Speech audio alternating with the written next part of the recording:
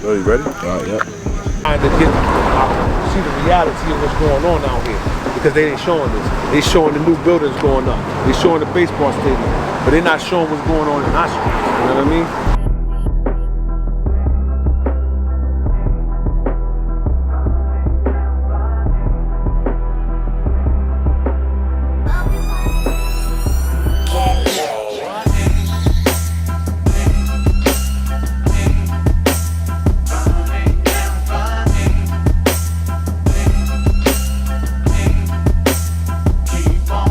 All right, man, so let the world know who we speaking to right now. Peace, world. This is Raqeeb Shabazz, for short.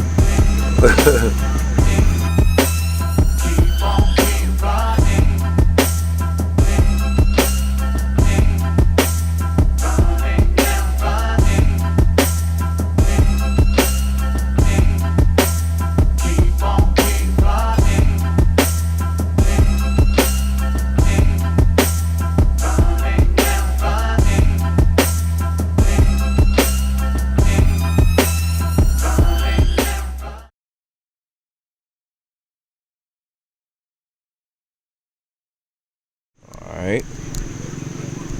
Now, what prompted you to bring eyes to the ground level of homelessness?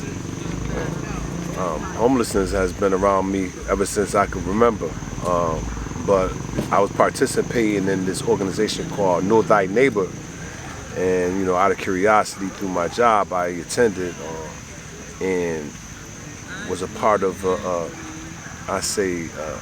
I call it a session maybe, where they wanted to add special emphasis and interest to homelessness. So, you know, that's how I started to look deeper into this homelessness situation. Like I said, I've seen homeless, I deal with homeless people on a daily basis, but to really make it a focus, it was as I was part of this organization that was trying to put special emphasis on the homelessness and the homelessness problem.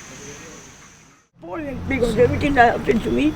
So basically, what we're trying to do is ask people that are homeless, what are some of their struggles with housing and everything else that's going on a day-to-day basis, which a struggle with finding housing and whatever else it is that you need in necessities.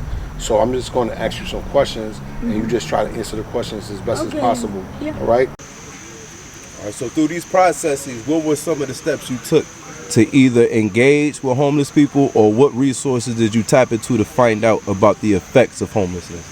Well, one of them I tapped into you because somebody referred me to you.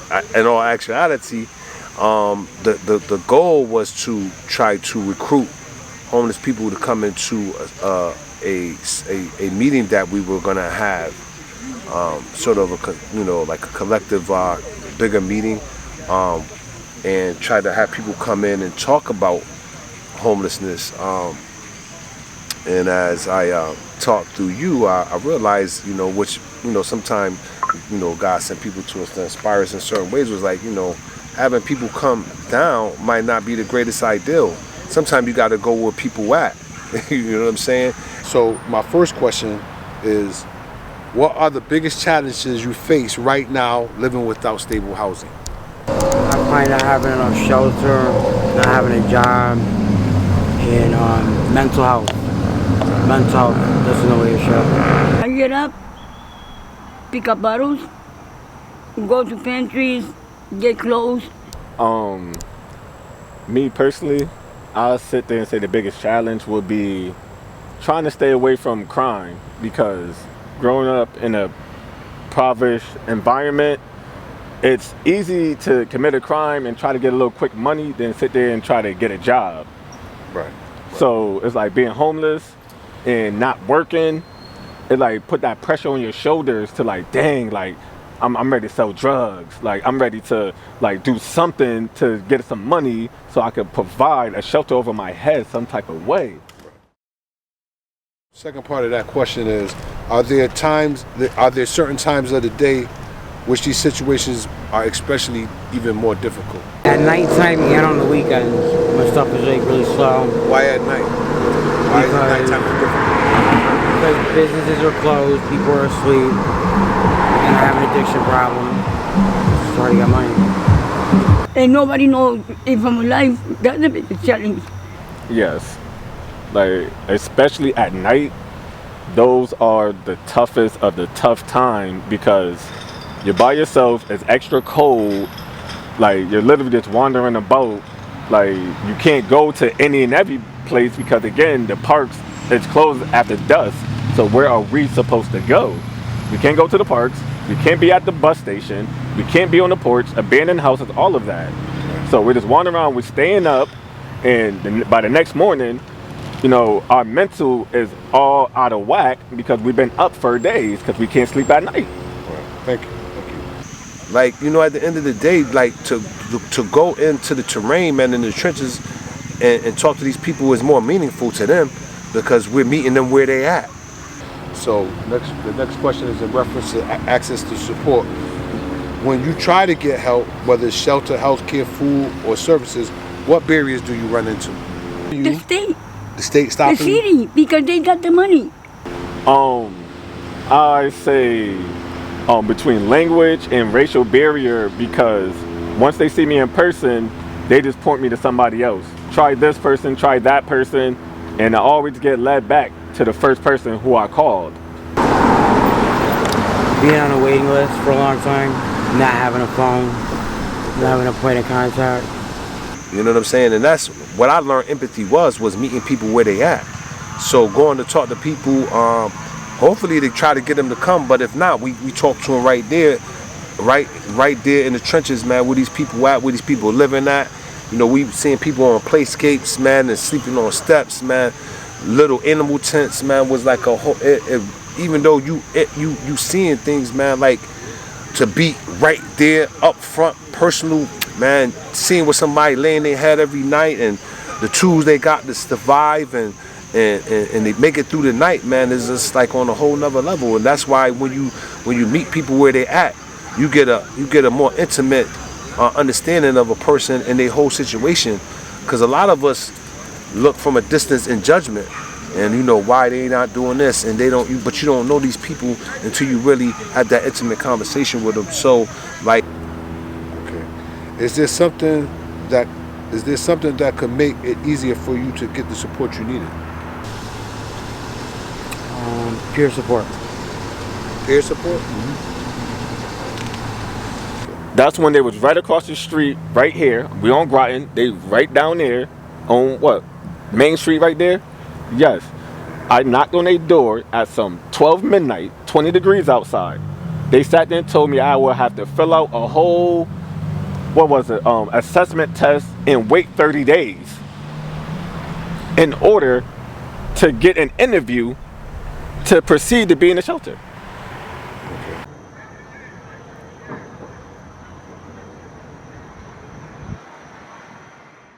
For those who struggle with addiction, what makes it hard for you to get into or stay in treatment? Again, lack of opportunities, because again, like my addiction seemed minor as far as smoking weed, but again, it's still an addiction. I can't sit there and focus on like, let me stop smoking weed and like clean up the house or like put my bad habit to rest with other habits. I can't do that. Getting there is the first step. It made it have a problem in getting there. Would you say finding treatment centers is hard as well? Finding places to get treatment? Not really, because there's tons of places in Connecticut, tons of detox places, 20-day programs, 90-day programs. But just getting there? Just getting there. All right. What kind of support from the community, faith leaders, or organizations would help you stay on the path to recovery? Be consistent and be honest. I'm sorry, but I can't think of none because I did try a few. I done went to a couple churches and all they sat there and said was, it's gonna be okay.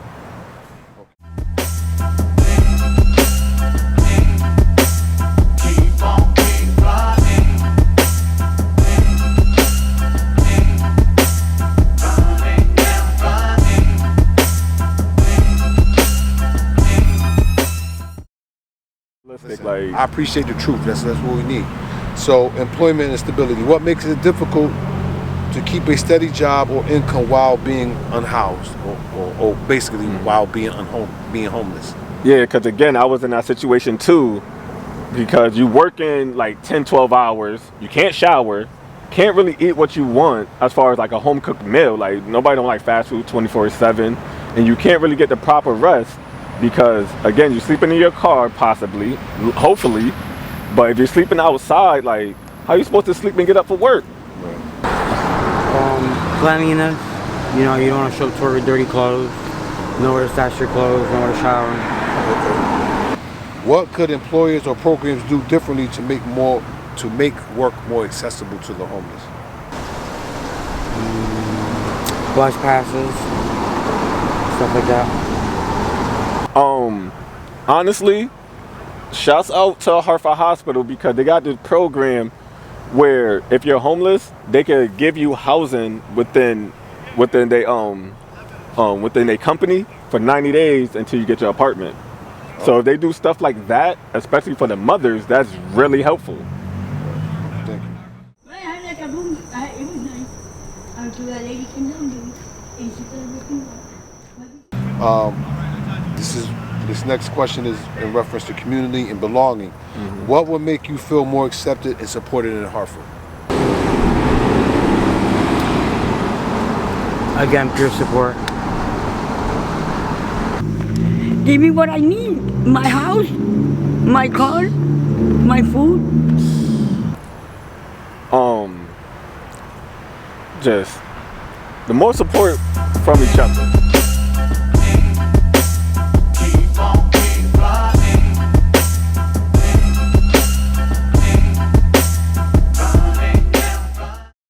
If faith leaders and neighbors wanted to help this winter, what will be the most meaningful thing to you that they could do?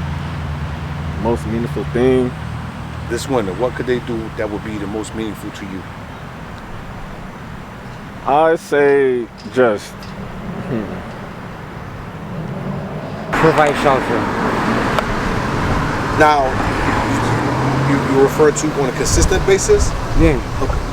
Like warming centers, open longer hours, stuff like that. Give me a place to stay, nice and warm. just do more than feed the homeless on Christmas and Thanksgiving. Like actually like go down to these shelters and let them know like there's people sleeping outside. Like you got mothers out here sleeping in their vans. Like go to Pride truck stop. I promise you, there's a whole parking lot full of people sleeping in their cars. If you go to these apartment complexes, if you really look at the visitor parking lots on 1, 2 in the morning, you see people sleeping in their cars.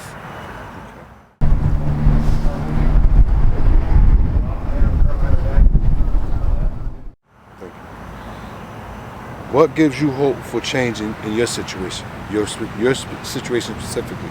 What gives you hope for change? My kids, my grandkids, my family, and my mother just passed away. This year is going to be the first year. She's not going to celebrate her birthday. It's September 11th, after tomorrow. And I'm glad I'm doing this, guys, like, so my mom could see it too. Perseverance, a hustle, what else? Just the fact that I wake up every day, keep trying, honestly. Okay. If the community could remove one barrier, right now, what would it be? What should it be, rather? I'll say if you ain't getting in trouble within 10 years, them old felonies need to drop. Because I'm still getting called up for stuff that was 19. I'm 31 now. Like, Stay away from drugs and people. Get rid of the drugs.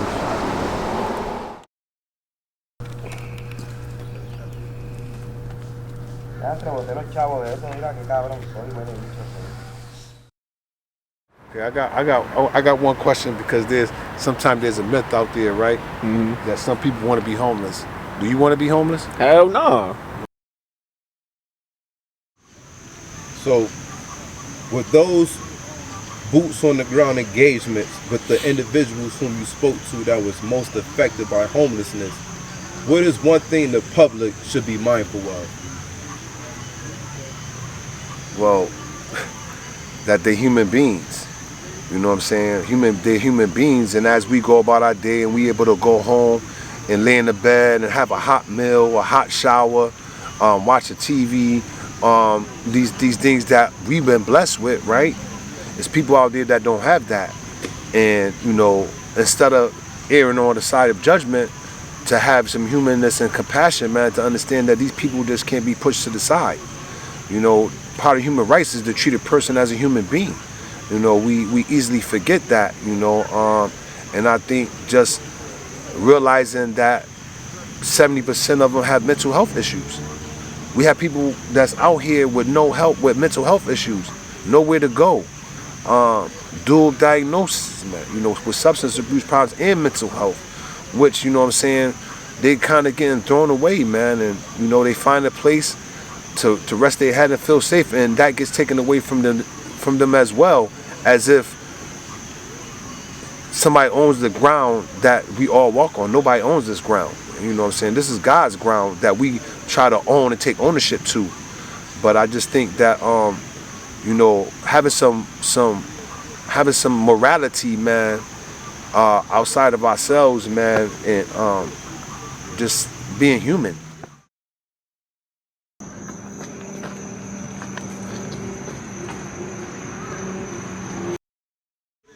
Well, shouts out to, man, Hartford, period, man, because this is where I'm born and bred at, you know. I don't take no parts of my journey back, man, because Allah blessed me to be in position now to be able to help those that don't have a voice for themselves, that keep getting shut out and turned down. Shouts out to Champ Jones, you know what I'm saying, for even being able to facilitate and use his resources to help these people. Shouts out to Rosa, you know, shouts out to Mike. Those are two of the people that I know that's crying for help, suffering in silence. To all the people that are willing to make a difference, let's make a difference, man, and let's shouts out to, man, being human. I'm Raqeeb Shabazz, you know what I'm saying, coming straight from the roots, man, of this city, man, and that's all I got.